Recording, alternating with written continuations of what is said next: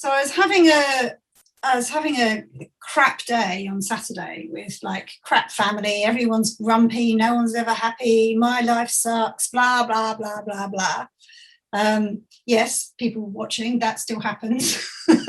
Even when you understand a little bit of the principles. And I was so bored. I was bored of hanging out with everyone, bored of watching TV, blah blah, just up in my head in a bad mood. And I thought, I'm going to go up to bed early, an hour early, and I'm going to go read a book. And I'm going to take second chance, and I'm going to go and read that book. And I've read the book before several times, and I didn't, I don't know, just was that the idea came to my mind, and I just picked it up, right? Just like, I'll pick up a book. And I went and sat upstairs, and I sat down on the bed. I don't normally go up and do this, so that was not my usual behavior, but I sat down with the book, and I opened the book, and I started to read. And B came into the room, my daughter, and I looked up, and my life had changed. So she came in and she sat down. I didn't realize it at first, but she came in and she sat down and she just started chatting. My daughter doesn't chat, she only moans. But she was chatting, and she was just happy. And she was just talking about everyday stuff. And for an hour we sat there and just shot the breeze and chatted and had a lovely conversation, which might sound like just run of the mill to everybody else, but in my household, that hasn't been my experience recently. And it was just, I really enjoyed her company. She was just easy to enjoy. She was easy to enjoy. And I didn't really think that much of it, but I'd put the book down because she was there to be spoken to. And then I didn't really think anything of it. I put the book away. And so we'd had this lovely evening. The next morning I got up and I thought, I'll go and read some more of the book. So I came downstairs quietly and opened up the book and I started reading again. And every time I started reading, like my son would come in and have a lovely conversation with me, or my daughter would, my eldest, who I've been haranguing for weeks about sorting out some money she needs to raise for a charity, came and sat down and said, Mum, can we go through this now? Like in this proactive way. She got herself all ready for work. My husband was like just in a really light-hearted mood. Luckily it was Father's Day, which I'd been dreading because I thought that someone's going to be upset and angry and all the rest of it. And all day long, everybody was happy and lovely and light-hearted, and there was laughter in the house all day on the Sunday. And this is really unusual in my house. And I kept trying to kind of pick the book up, and every time I did, someone would come in and like kind of invite me back into life.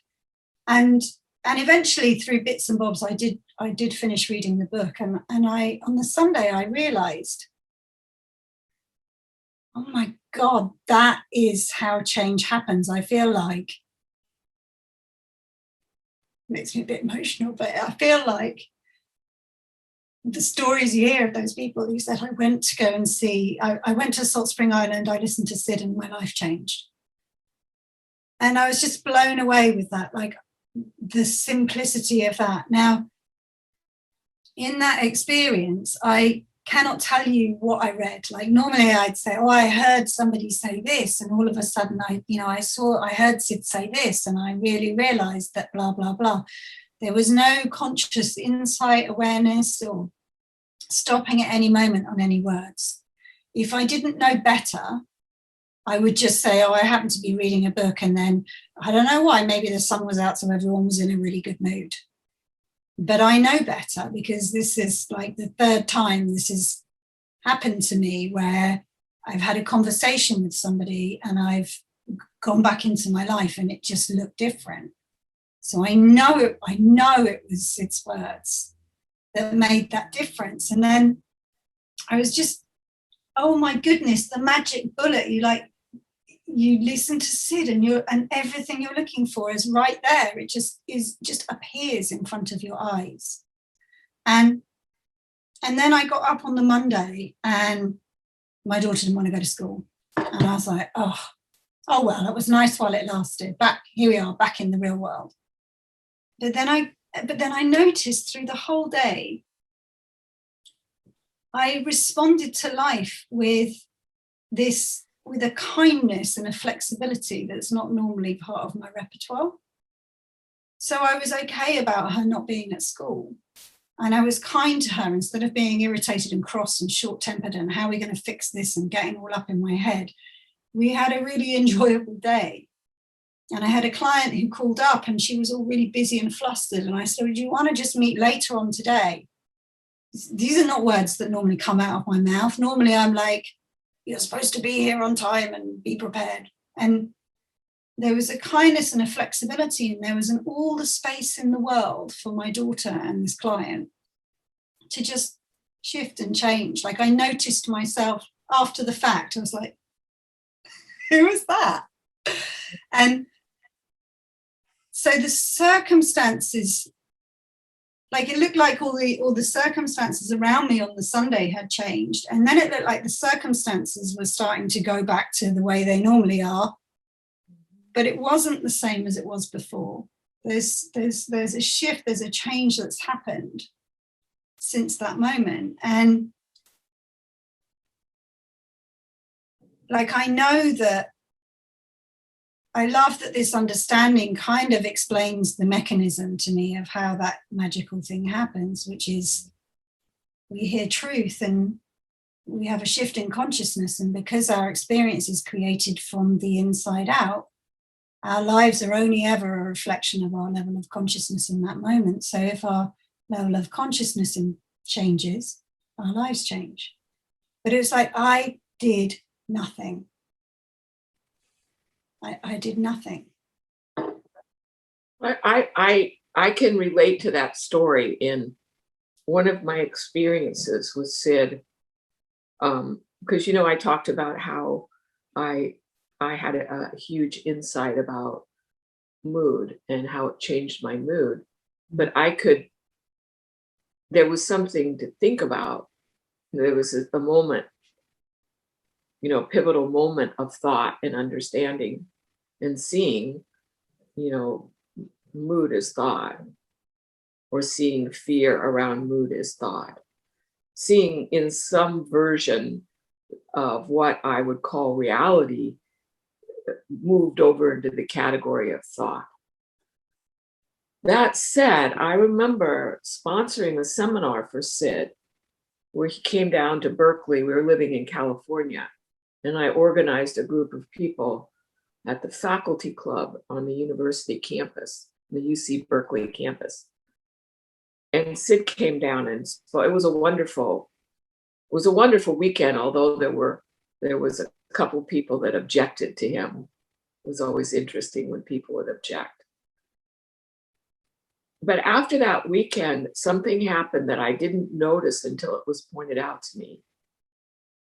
And it's akin to what you're talking about. I did my life. I did the same things that I had normally done before the seminar. I did those same things, and yet nothing bothered me.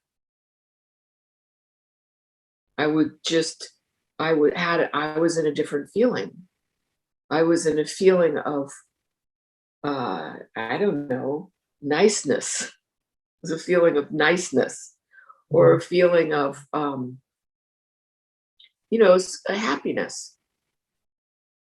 And I was normally, when I had to do the things I normally did, I would feel annoyed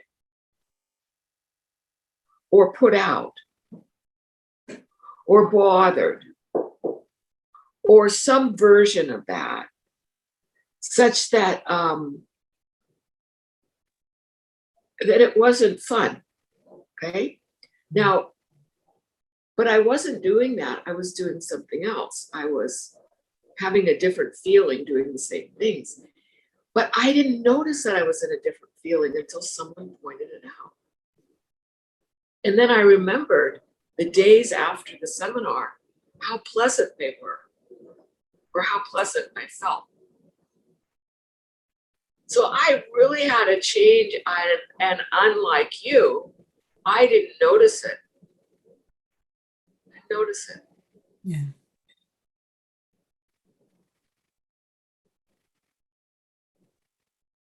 But it's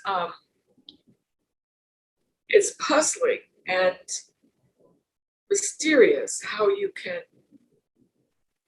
listen to Sid, either read his book or listen to a recording, or in my case, be with him in person. And your state of mind changes in a way that you can't make sense of. That's never happened to me before from Sid's. Really? No. So what's happened to you before is you've had insight? I've listened and nothing. Oh well. Or I've listened and I've heard something. Like yesterday I was listening and I heard him talk, I heard him say something about being ordinary, having an ordinary life. So that would be an example of like, and I was, hang on a minute, what did he say? Then like rewind 15 seconds. What did he say? And I listened and it, oh my goodness, so blah, blah, blah, blah, blah, whatever. And so I've had that experience on occasion where his words have stopped me in my tracks. Stopped me in my tracks. I've had that a few times. I really appreciate that. That experience of yesterday, like I say, it has 2 other times in my life it's happened where it's like I'm doing something over here and then like magic, my life changes. But I wasn't expecting it. I wasn't looking for anything. I picked it up because it was something to do for an hour. Maybe because we talked about it last week. And yeah, I haven't had that experience before, and from listening to Sid. So we kind of finished off last time by, I said, well, what happens if people haven't had that experience? And you said, I will just keep listening. And so 8 years I've been kind of exposed to Sid, if you like. But I have never had that experience before, but it was so profound because it reminded me of the simplicity of this conversation. It reminded me that there is nothing we need to do. Well, oh, go ahead.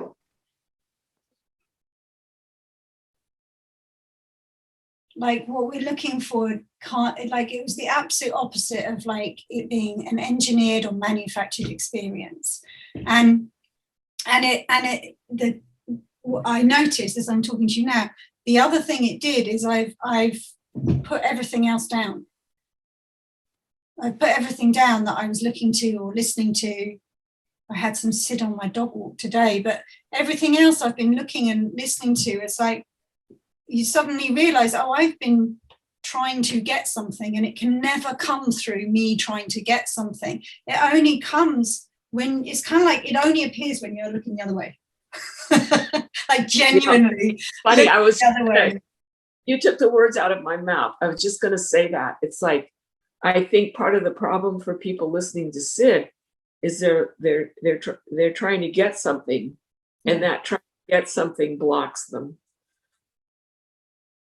Yeah, so like that paradox of intention, isn't it? It's like you might come to listen to Sid because you hear a story like this and you think, I want me some of that. I'm going to go and listen to that man. That was my experience. Like everyone keeps talking about Sid, so I'm going to listen. I'm going to get some of that. And impossible. But it's also, it wasn't just Sid, it was like everything. I was picking up stuff and listening to it. My mind is kind of combing through it for insights. My mind is involved in the process. And with this, my mind must have been involved, otherwise there'd have been no comprehension of any of the words on the page, right? Or even a page, right? If there'd been no thought experience. But it was like my mind was just kind of idling but the experience of it showed me that everything else I've been trying to do to find what it is I'm looking for is absolutely pointless. It was pointless. And the seeing of that everything else has kind of fallen away in terms of the seeking. Mhm. You know, it's such a profound point, the point you made. And here's what's interesting is I know that about listening to Sid. I know that. But I don't tell people that.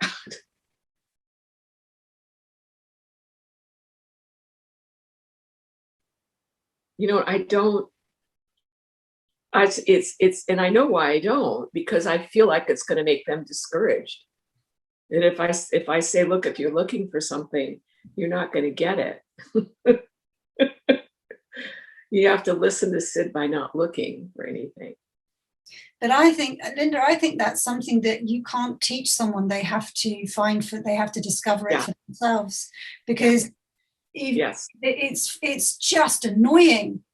If someone says that to you, it's annoying. Like, you can't get what you're looking for by looking for it. It's like, it's annoying, it's frustrating, Well, it'd be very discouraging to say, well, if you're really desperate and looking for something, you know, it's going to get in your way of getting anything. You know, it's annoying, and it's annoying, and it's discouraging for people. but it's okay, because it's discoverable regardless. I think what you articulated, your example of just for whatever reason picked up a book because you were like bored and figured, what else am I going to do? And you went upstairs, and that experience of every time you opened the book, one of your children would come to talk with you in a really nice way. And then you found yourself mentally flexible and kind. I think that those kinds of stories about Sid really make people interested. Yeah. Because they're fascinating and perplexing. And it's like, you just don't know why. But, you know, I told you last time how the reason that that George and I went to Salt Spring is because John couldn't figure out what Sid was doing. Yeah. And he had to be doing something. He had to be doing something. But then when I did ask Sid what he was doing, he did tell me. He said, you know, I talk in such a way that puts the intellect to sleep so that people can have a realization.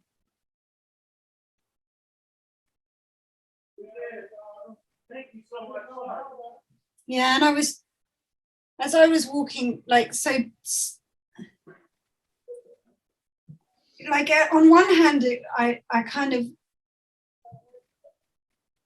I was like, I never need to do anything else again, and neither do any of my clients. That's the end of my business. That's the end of everything. All anyone needs to do is just listen to Sid, job done. Like, it's that simple, right? And then I was thinking, what if they took all the Sid videos down and all the Sid audios were vanished and all the books went away? Then what? Like, and then I realized, like, no, what we're hearing is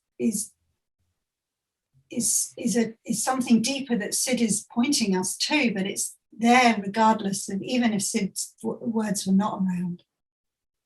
Because there are moments when I wake up in the morning, or I'm come in from a dog walk, or I walk into a room,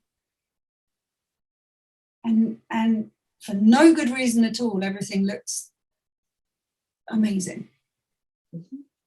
Yeah. So that experience I had from looking up from the book and seeing the world look different, that happens anyway.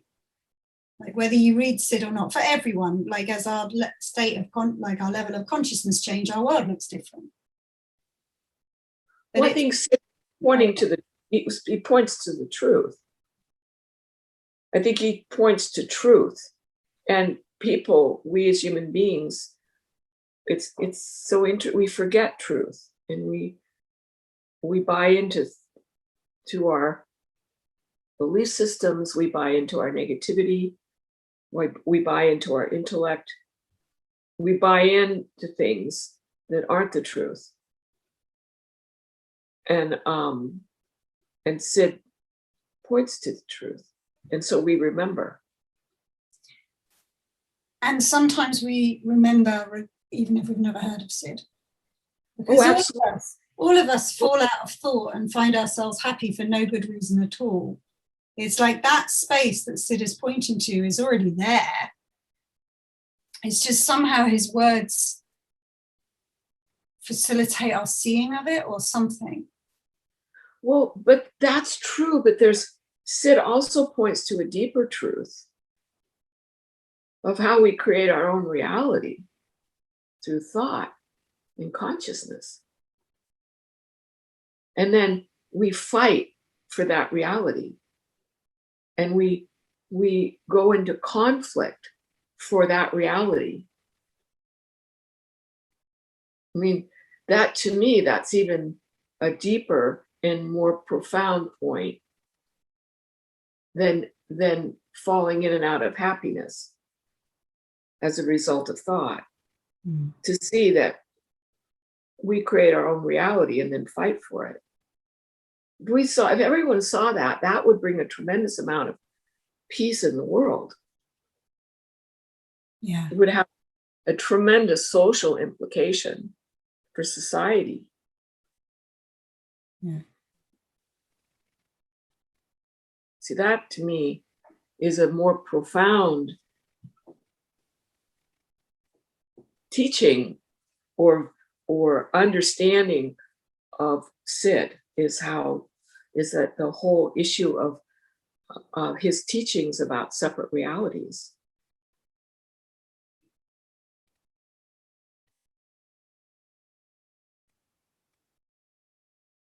But then, circling back, it's people,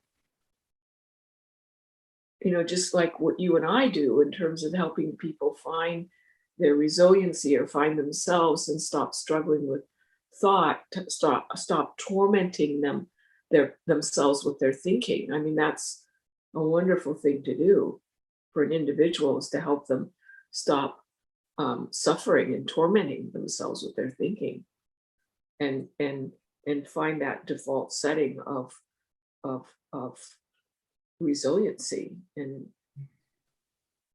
neutrality of mind. I mean, that's a wonderful thing. I love doing that with people, and I think you do too. Yeah.